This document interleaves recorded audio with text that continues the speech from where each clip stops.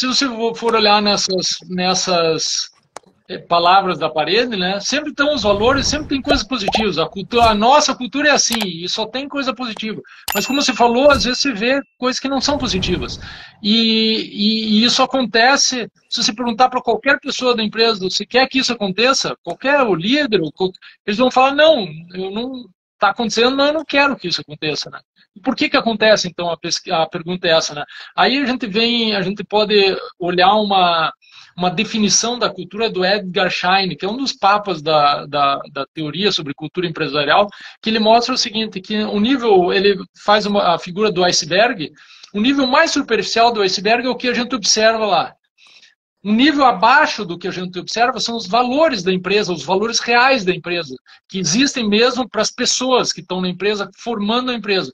Esses valores é o que vai suportar as ações, os comportamentos, tudo que se pode observar, a estrutura, o software, tudo que tem na empresa. Esses valores é o que suportam isso. Mas abaixo desses valores ainda, tem as crenças inconscientes, que são as crenças que as pessoas têm na empresa, e que muitas vezes elas nem sabem que elas têm, né?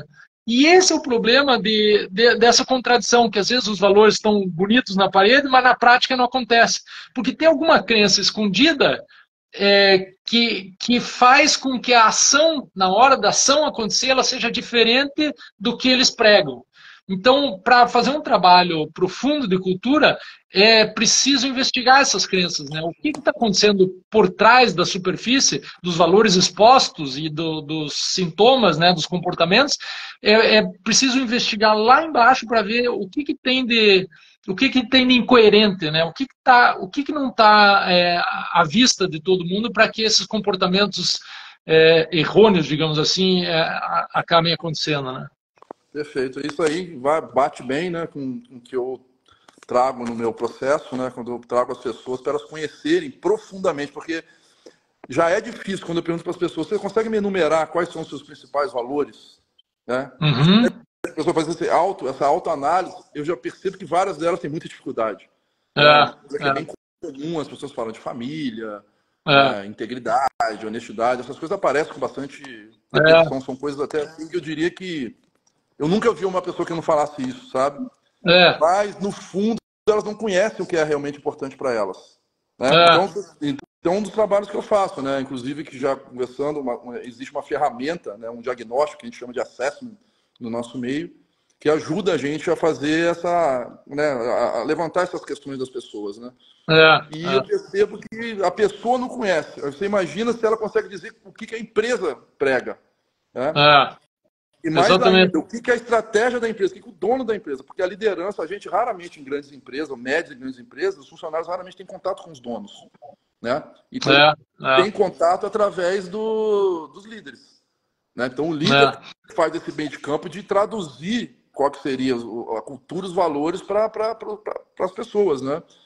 E acaba que as pessoas não conhecem quais são os valores dela e falam errado os valores da empresa. E na prática, volto a dizer, assim, eu costumo usar muito o exemplo da segurança. A cultura de segurança é uma coisa muito forte, né?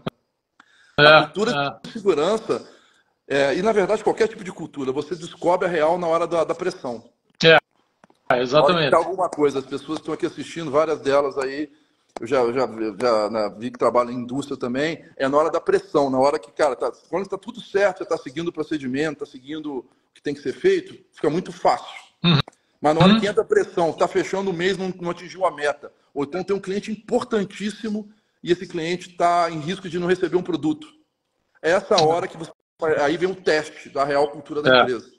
Né? Porque, por causa da segurança, por exemplo, eu já vi isso várias vezes em várias empresas, não só nas que eu trabalhei.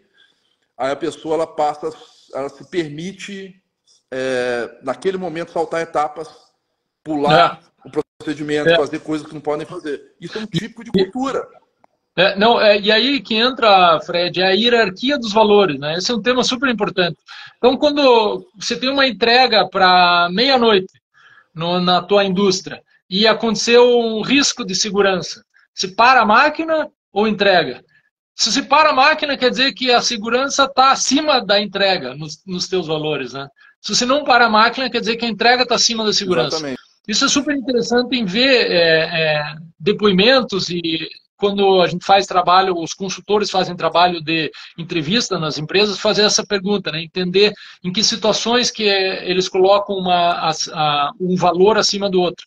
E no nosso diagnóstico, a gente também faz isso, né? A gente pede nas respostas para as pessoas elencarem o valor, né? Qual valor está acima de qual na empresa. Isso é super interessante para trazer para deixar mais palpável essas situações que você falou, essas situações de pressão. Na hora do vamos ver, né? O que realmente acontece, né? O que eu percebo é o seguinte, né? Os líderes, eles ficam eles têm a própria pressão de serem o principal transmissor dos valores positivos da empresa.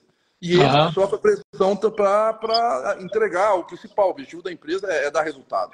Ela precisa dar resultado, né? E essa a hora que, nas conversas que eu tenho com as pessoas, que eles falam, os caras falam aí que, né, eu falo assim, a chefia fala, né, a turma do chão de fábrica tem esse linguajar, né, a chefia fala aí que segurança é importante, mas na hora do vamos ver aqui, já mandaram fazer um monte de coisa errada. Aí aquela hierarquia, você fica o seguinte, pô, o valor não pode ser aquilo que funciona a maior parte das vezes, ele tem que ser aquilo que funciona o tempo todo. Sabe que tem uma história interessante disso, do walking the talk, né? De fazer o que interessa. Tem uma história conhecida na mineração. A mineração, existiam muitos acidentes antigamente, né? Muitas mortes. Então, nas últimas décadas, eu acho 2 décadas, teve um processo super forte de segurança na mineração. E tem uma história de um diretor de mina, o número 1 da mina, de uma empresa grande, que tem várias minas no mundo inteiro. Rio Tinto, não sei, umas dessas famosas aí. Não é brasileira, mas é uma das maiores. Ele foi pego, o diretor, não lembro o nome do cargo, mas o número 1 da mina, né, com 2.000 funcionários abaixo dele, sei lá, uma pessoa super importante, foi pego dirigindo o celular dentro da mina, no carro, dirigindo com o celular. Foi mandado embora no mesmo dia. Quer dizer, é uma comunicação super clara, né? É um sinal super claro. Ó, a segurança em primeiro lugar aqui. Não tem nenhum...